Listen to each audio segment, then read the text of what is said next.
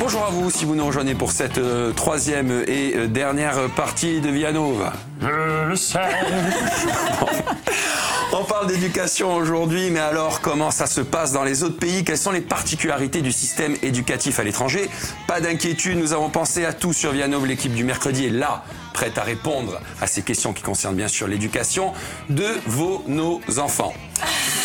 Laurent Bassoul et Marie-Jo Harig sont toujours avec nous. Rebonjour mesdames. Après. Et nous a rejoint notre correspondant privilégié mexicain. Alors je vais essayer d'être bon. Hein. Luis Arturo Hernandez Basabe. Très bien fait. Oh, Très bien oh, prononcé. S'il vous plaît, un petit- Merci. Il y a 4 noms à retenir dans ces vents. C'est souvent. Hein, vous avez beaucoup des grands noms. Ouais, c'est normal. C'est Alors normal. Imaginez-vous la liste d'appels. Ah oui, Ça doit être dingue. je connais mes collègues. Ça. Ça prend la moitié du cours. Ils ont un double bottin. Bon, enfin bref. Alors Louis, vous êtes assistant de langue étrangère ici à Ajaccio. Hein. Alors vous pouvez nous expliquer un peu votre rôle au sein de l'éducation à Ajaccio? Oui, ben, grosso modo, je m'occupe de la partie orale, enfin des entraînements oraux des étudiants, Oui. des élèves au lycée, dans ces cas-là au lycée Laetitia, au lycée Fèche. Et voilà, je parlais un peu de mon pays, de ma langue, voilà. D'accord, ok. Et vous êtes bien à Ajaccio? Ça va? Tout à fait, oui, je me régale. Bon, il y a à peu près le même soleil qu'au Mexique? Là, en fait, j'avoue que oui. Là, pour être en janvier, ça va. Bon. Au niveau des climats, c'est pas exactement la même chose, mais ça va. Bon, ça, ok. Alors vous allez nous parler de l'éducation au Mexique, du dispositif professionnel et aussi d'un site d'orientation. Oui. Oui. D'accord. Bon, alors. Allez-y. C'est vrai. Et donc en fait, chez nous, c'est ce qu'on se passe chez nous. On commence à avoir des matières qui sont spécialisées pour l'orientation professionnelle. Ça s'appelle orientation vocationnelle. Depuis le collège. À la fin du collège. Et après, on commence à partir de la première année de lycée. Alors il faut savoir qu'au lycée, on a 3 ans. La première année du lycée, c'est notre équivalent en seconde, c'est général. Ouais. Et à partir du premier, on commence à peu près à choisir la filière dans laquelle on va se consacrer. Mais c'est juste à la fin de l'année la dernière année qu'on choisit la filière, justement. Scientifique, sciences humaines et des fois d'art plastique. Alors la différence entre la France en général et le Mexique, c'est qu'on n'a pas énormément de filières comme personnellement je trouve ici. Hein. Filière S, ES, L, Il n'y a on pas n'a tout pas ça. ça. Non. Non. Non, on va dire c'est un peu plus général. Alors ok. Et alors au Mexique c'est comme ça. Laurent, par exemple en Angleterre. En Angleterre, ça ressemble un petit peu à la France. C'est un système qui est baptisé UCAS, pardonnez l'accent. Non, UCAS. Qui est... Laurent, je vous coupe, parce que je pense que les J'ai envie de mettre une mauvaise note. Voilà. UCAS avec un S à la fin. Non comme étranger, voilà, qui vient d'être corrigé. Merci beaucoup. Voilà. Parce que là, je commençais à pleurer une petite larme de sang. Hein. Vous, la prof de français, Voilà, de français, c'était... Je comprenais pas. Je croyais qu'il y avait un spot qui. Merci beaucoup, voilà. Donc, c'est un système qui est baptisé UCAS, qui est très performant. Ça ressemble un petit peu à Parcoursup, sauf que le site est très très bien fait, très design, ludique, pédagogique, etc. Il y a seulement 5 vœux à formuler une fois qu'on a eu notre bac. Il faut faire une lettre de motivation qui, à la différence de la France, va être commune à ces 5 vœux. Hein. Ouais. Et il faut transmettre aussi un dossier qu'il faut rédiger, etc. Et là, c'est complètement fou, il faut prédire ses notes au bac. Il faut rentrer, voilà. Par exemple, dans telle matière, je pense avoir telle note et tout, une prédiction par rapport à son niveau. Il y a une grande tradition de Paris au Royaume-Uni, hein, donc voilà, c'est ça. Faut être honnête surtout. Et pour les entreprises, pour les universités les plus prisées, eh bien, il y a un entretien oral qui se fait. Voilà, pour une sélection encore plus précise. Donc, là encore, comme en France, les étudiants, quelle que soit la filière de laquelle ils sortent, peuvent postuler partout. Et en Allemagne, par exemple? En Allemagne? Vous voulez dire? Allemagne? Oui, la fille est douée dans les accents. Oui, oui. Vous l'aurez remarqué. C'est très gênant. Hein. Alors, en Allemagne... On n'a pas fait Parcoursup. En Allemagne... c'est plus cloisonné, on va dire. Le système, il sépare les voies professionnelles, technologique et générale. Donc, si on sort d'une voie professionnelle, on ne peut pas postuler dans la même université que celui qui sort d'une voie générale. Donc, ces 3 filières donnent accès à des universités ou des enseignements supérieurs différents. Voilà. Donc là, pour les élèves qui ont obtenu un bac technologique, c'est impossible de postuler dans la même université qu'un élève qui a obtenu un bac général, par exemple. D'accord. Ok. Voilà. Là, on fait pas de différence. Oui. Ok. Bon, alors c'est très bien. Alors, si par exemple on est français et qu'on a envie de partir étudier à l'étranger, comment ça se passe, ma petite Marie-Jo? Oui, parce que c'est vrai. Oui, mais non, vous avez raison. C'est ça. On a Louis qui parle parfaitement français parce que justement, évidemment, il est ici. Mais on a aussi nos petits Français qui peuvent avoir envie d'être bilingues. Voilà, alors évidemment, la formule qui est la plus connue, c'est l'échange universitaire. Ça suppose d'abord une inscription dans un établissement français, en fait. Et l'échange universitaire peut se faire sur un semestre, une année, ça dépend un petit peu. C'est plutôt bien encadré en général. L'étudiant a le choix entre plusieurs établissements étrangers en fonction des partenariats qui existent avec son école ou son université.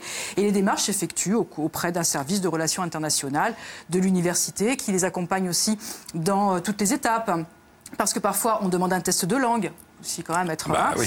Parfois, on peut demander une bourse, des équivalences aussi de crédit. Et puis parfois, vous êtes même à chercher votre logement, ce qui est plutôt sympathique. Alors là, le diplôme par contre qu'on obtient, c'est un diplôme français contre toute attente. Et il est rare, il faut le savoir aussi, que les universités envoient leurs étudiants la première année. En général, c'est plutôt en fin de cursus. Voilà, ça c'est plutôt facile et c'est pas très onéreux. Après, il y a un système de double diplôme qui existe.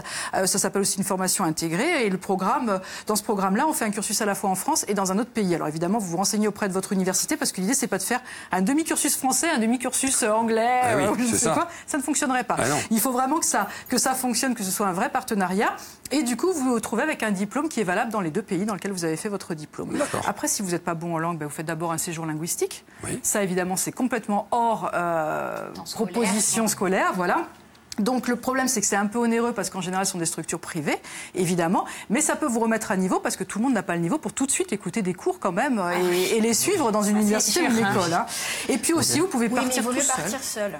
Parce que les séjours linguistiques avec 50 autres Français ou francophones, tout à fait. Je doute de l'efficacité. Tout à fait. L'intérêt vraiment du séjour linguistique, c'est l'immersion. C'est une vraie immersion. C'est l'immersion. Autrement, c'est vrai que ça fonctionne pas. On sort entre Français et ça va pas du tout.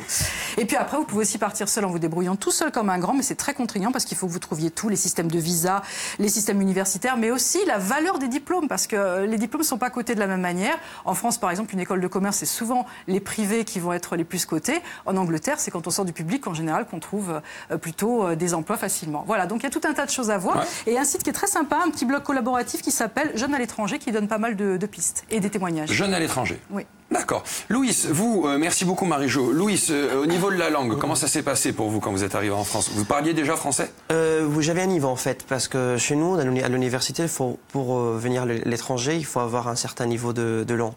Dans mon cas, un B1, c'est-à-dire un niveau langue assez bien pour me débrouiller. Alors, tout ce qu'il y a dans un papier, c'est complètement différent de ce qui est dans la vie réelle. Parce qu'au début, j'avoue que j'avais du mal à suivre les discours. Et justement, parce que je devais suivre des cours magistrales à la fac, à un moment donné, je me suis dit, non, je bloque. Voilà. Mais je crois que petit à petit, justement... Vous avez progressé depuis. Vous parlez plutôt bien. Oui, voilà, ça va. Mais c'est vrai en fait. La langue de conversation et la langue de l'enseignement n'est pas forcément la même. Tout à fait. Ça fait déjà parce qu'on est beaucoup plus encadré sur certains argots de ce qu'on doit. Tout à fait. Mais quand même, en fait, je me rappelle la première fois que je suis arrivé, je voulais acheter un billet de train. J'étais tellement nerveux déjà que j'arrivais pas à suivre les instructions. Voilà. Mais petit à petit, en fait, ça s'aide aussi. Alors, oui, dites. J'ai une question pour Louis. Oui. Louis, on a parlé des différentes filières et on sait qu'en France, la perception de l'apprentissage est en train de changer. Comment on appréhende ça au Mexique? Est-ce que c'est une filière comme une autre? Est-ce que c'est une filière qui est plus valorisée, moins valorisée que les autres? Alors normalement non, parce qu'on dit toujours qu'on a de la place pour tout le monde. Et en fait, au Mexique, on se dit qu'il y a un problème de démographie. Donc on a toujours besoin des gens qui travaillent dans des différentes filières. Donc je crois qu'à mon avis, toutes les filières sont valorisées. Alors c'est vrai que grâce ou à cause de la mondialisation, il y a certaines filières qui deviennent plus privilégiées. C'est-à-dire les filières technologiques. Mais c'est vrai qu'on quand même privilégie pas mal les filières sciences humaines. Alors moi, je donne mon avis personnel, mon expérience personnelle aussi. Quand j'étais au lycée, j'ai changé la dernière année de lycée. Donc j'étais normalement censé être aller dans un lycée des études classiques, de linguistique, sciences humaines plutôt. Mais comme j'ai changé de lycée, il n'y avait plus de place pour la filière. Dans cette filière-ci, j'ai été placé dans une filière scientifique où j'ai eu énormément de mal parce que j'ai toujours voulu faire des études des langues, de littérature, ce que j'ai fait après. Mais en fait, en parlant aussi de cette flexibilité que l'on trouve au Mexique, c'est plus, on va dire, c'est plus flexible, c'est plus souple. Parce qu'après, pour aller à la faculté, il faut faire un examen d'admission, pas un bac comme en France. D'accord. Donc ça nous permet en fait. Alors c'est vrai que j'ai eu un peu de mal au début parce qu'il y avait des choses que j'avais ratées. Mais en grosso modo, ça s'est bien passé en fait. Bon, d'accord. Alors on va continuer notre tour du monde, mon cher Louis, de Parcoursup. On va en Espagne. Ah, si vous voulez. Eh oui. Oui, attendez, vous me proposez de partir en Espagne. Moi, je dis oui. Je vous propose de partir en Espagne, comme Louis a parlé du fait que pour pouvoir rentrer à l'université, il faut passer un petit concours, je dirais. Eh bien, c'est la même chose en Suède. Ah, donc on ne parle pas du tout d'Espagne. Mais si vous voulez, on parlera d'Espagne après, il n'y a pas de problème. Mais c'est très bien, oui. C'est la même chose. Oui, parce que c'est la même chose. Et je trouve ça, d'un côté, je trouve ça génial. Parce que du coup, ça évite un cloisonnement. Parfois, on peut évoluer pendant un laps de temps, décider de se mettre au travail après notre bac, etc. Et le fait, finalement, d'avoir pris une remise à niveau, etc., peut nous permettre de rentrer dans l'université que l'on veut. Donc en Suède, la Suède laisse une seconde chance à ceux qui finalement n'auraient pas l'aussi bon dossier, qui l'auraient fallu ailleurs. C'est sympa, ces Suédois. Ah, je pense qu'ils ont tout passé compris. 10 fois le bac, c'est bien, c'est super. Et puis quand vous faites des meubles, c'est pareil, vous avez deux chances. Donc les candidats à l'enseignement supérieur, ils sont répartis en 2 groupes, par contre, à l'université. Ceux qui seront sélectionnés sur dossier, c'est-à-dire les meilleurs selon le nombre de places, et après ceux qui doivent passer un examen d'entrée. Voilà, il est valable pour ceux qui veulent se racheter finalement. Et donc, il faut au moins un tiers d'étudiants sélectionnés sur dossier et au moins un tiers pris sur concours. Et après, le reste, selon le nombre de places, c'est réparti entre ces 2 grands groupes. Donc ça, je trouve ça vachement intéressant puisqu'on peut évoluer, on peut mûrir, on peut changer d'avis par rapport aux études qu'on a faites. Et donc, du coup, ça fait un peu plus de diversité de profils dans les universités suédoises. Bon. J'aime bien. Ben, nous aussi, on aime bien. Voilà. Maintenant, si tu veux, on va en Espagne. Alors, très rapidement, en Espagne, aux États-Unis, d'un coup. On voyage très vite, nous. Oui. Donc, en Espagne, chaque université a la liberté de sélectionner les étudiants qu'elles veulent. Il faut juste qu'ils aient leur bachillerato. Le bac. Oui, j'ai fait de l'espagnol aussi. Bravo. Donc, c'est le bac local. Donc, elle peut utiliser les notes des candidats, je dirais, et regarder ça sur leurs 2 dernières années de lycée. Et aux États-Unis, on coche. C'est-à-dire que ça passe sous forme QCM. de concours, QCM. Oui, bon. Alors là, sur un coup de chance, ça peut marcher. C'est le loto, quoi. Comme dirait Jean-Claude Duss, sur un malentendu, ça peut passer. Donc finalement, je trouve ça assez réducteur quand même. Non, mais le dossier et tout un tas d'activités extrascolaires qui comptent énormément. Sur le profil, bon sportif, etc. Ça compte énormément d'avoir un profil particulier. Ça, c'est chouette aussi. Bon, merci beaucoup. On a fait le tour. Merci Louis, on va se revoir dans pas très longtemps, en tout cas on espère. On est heureux de vous avoir avec nous. Mesdames, on se voit à vous mercredi prochain et on se voit demain. Bon, nous on vous embrasse, on vous souhaite une agréable après-midi sur VSL et on vous dit à demain. Bisous, ciao.